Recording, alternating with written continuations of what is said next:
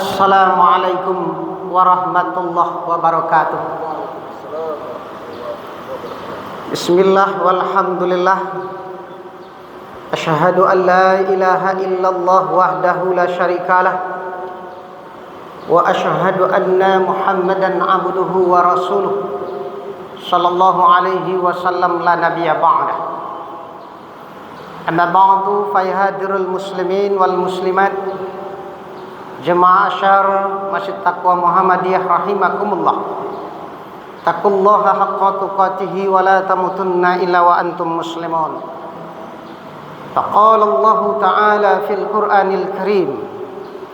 A'udzu billahi minasy syaithanir rajim. Bismillahirrahmanirrahim. Ya ayyuhalladzina amanu atiullaha wa atiur rasula wa ulil amri minkum fa in tanazza'tum fi syai'in farudduhu ila Allah war rasul in kuntum tu'minuna billahi wal yawmil akhir dzalika khairun wa ahsanu ta'wila. Shadaqallahul azim. Al-Quran surat An-Nisa ayat 59. Artinya berlindung kita kepada Allah dari godaan syaitan yang terkutuk dengan nama Allah yang Maha Pengasih, Maha Penyayang. Wahai orang-orang yang beriman, taatlah kamu kepada Allah dan taatlah kamu kepada Rasul serta ulil amri di antara kamu. Jika kamu berselisih pendapat tentang sesuatu persoalan, maka kembalikanlah kepada Allah Al-Quran dan Rasul As-Sunnah jika kamu benar-benar beriman kepada Allah dan kampung akhirat. Itulah yang lebih utama baik bagimu dan sangat baik akibatnya. Maha benar Allah dengan segala firman-Nya. Ma'asyiral muslimin, jemaah syaram Taqwa Muhammadiyah rahimakumullah. Tema kajian kita adalah 3 syarat memilih pemimpin yang wajib kita ketahui. Di dalam Islam Allah menyebut kata pemimpin itu adalah ulil amri minkum. Ma makna ulil amri? Di dalam tafsir induk Ibnu Katsir menjelaskan, pertama, kaum muslimin, ulil amri itu artinya adalah khalifah, penguasa dalam satu negeri. Yang kedua adalah al-ulama warasatul anbiya. Para ulama pewaris Nabi juga termasuk ulil amri. Jika mereka duduk semeja lalu membicarakan masalah keumatan, menfatwakan masalah-masalah untuk keumatan, maka umat wajib mentaatinya. Kemudian yang ketiga adalah ahlul ahli wal aqdi. Siapa itu ahlul ahli wal aqdi yang termasuk ulil amri ini?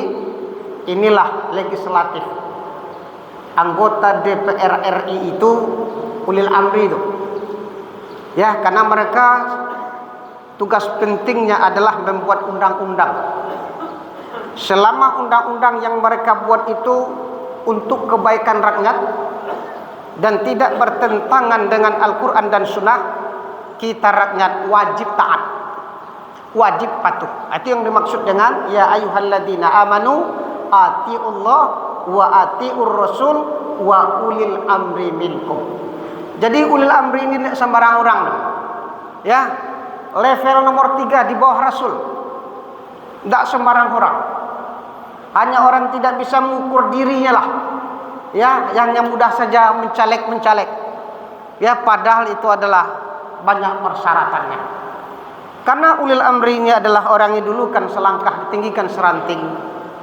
Manusia termasuk pilihan, banyak kelebihannya daripada masyarakat banyak ini. Maka kita pun sebagai rakyat di dalam memilihnya termasuk ibadah. Ketika kita memilih itu, ya, merujuk kepada Al-Quran dan Sunnah. 3 yang harus kita perhatikan. Yang pertama, apakah itu presiden? Apakah itu ahlul ahli wal aqdi? Yang harus kita pilih itu syarat pertama memang harus beragama Islam. Wajib Islam. Karena Al-Maidah 51 itu sungguh pun sudah diganti terjemahannya sekarang dengan teman setia, tapi kita tidak bisa dikelabui. Ya ayyuhalladzina amanu la tattakhizul yahuda wan nasara awliya ba'dhum awliya'u ba'din wa may yatawall minkum fa innahu minhum ulaika humuz zalimun. Hai orang-orang yang beriman, kita diajak oleh Allah, jangan pernah kamu memilih, jangan kamu angkat dari golongan Yahudi dan Nasrani sebagai ahlul ahlimu, sebagai ulil amrimu. Jangan, kata Allah, la nahiyah, la larangan keras. Jika kamu pilih juga haram hukumnya. Faulaika humuz zalimun, kamu termasuk orang yang zalim. Ini yang pertama. Kemudian syarat yang kedua adalah ilmu dan akhlaknya. Baca nanti surah At-Taubah ayat 23. A'udzubillahi minasyaitonirrajim.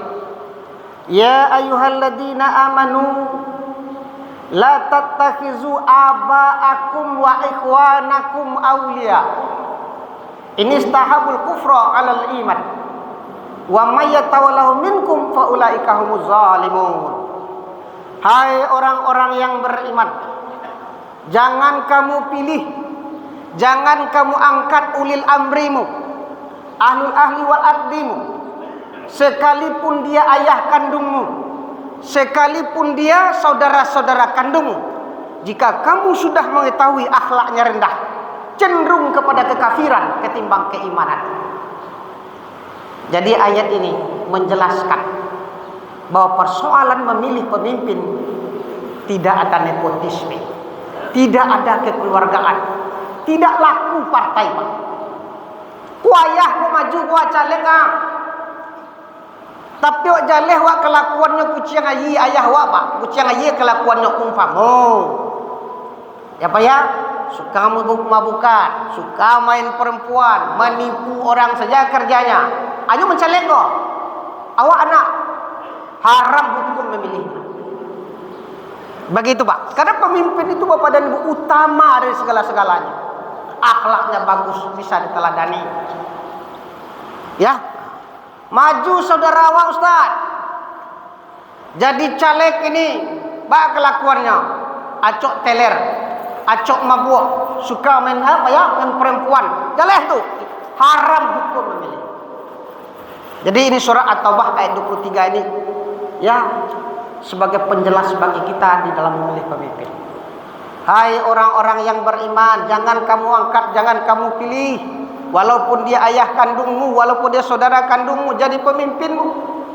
Jika akhlaknya rendah, kucing aja pak, ya, kucing aja kok pak jololo tabe abirnya, jo piti-piti negara kok tandeh deh. Itu negara yang kayak makanya haram. Terakhir, yang tidak kalah pentingnya adalah tentang masalah niat dan namanya apa nih? Ada kisah nyata. Ketika terjadi kekosongan Gubernur Yaman, ada salah seorang sahabat yang sangat berambisi dengan jabatan itu. Saking berambisinya, setiap basobok jo Nabi nyo minta taruh. Ya Rasulullah, ambo lah ke Gubernur Yaman tu. Ambo akan jadi gubernur yang pemimpin yang adil. Begitu terus bertemu dengan Nabi. Sampai akhirnya Rasulullah SAW memberikan nasihat tegas kepada Abdurrahman ibnu Samurah dalam hadis sahih. Ya Abdurrahman ibnu Samurah, la tas'alil imar, fa innaka an utitaha an ghairi mas'alatin uinta ilaiha. Ya Abdurrahman ibnu Samurah, janganlah engkau sangat berambisi. Hati-hati pak, sangat berambisi. Kalau seseorang sudah sangat berambisi dengan satu jabatan, dia akan lakukan dengan berbagai macam cara, walaupun dengan cara yang haram sekalipun. Ingat itu pak. Jadi Rasulullah memberikan nasihat, janganlah engkau ya Abdurrahman sangat berambisi dengan satu jabatan, apalagi meminta-minta jabatan. Sebab jika kamu dapati jabatan itu karena ambisimu, kata Rasul, Allah tidak akan pernah tolong urusan-urusanmu. Berbahaya nih pak.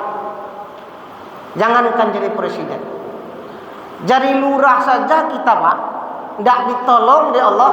Oh capek stroke Pak, capek matinya.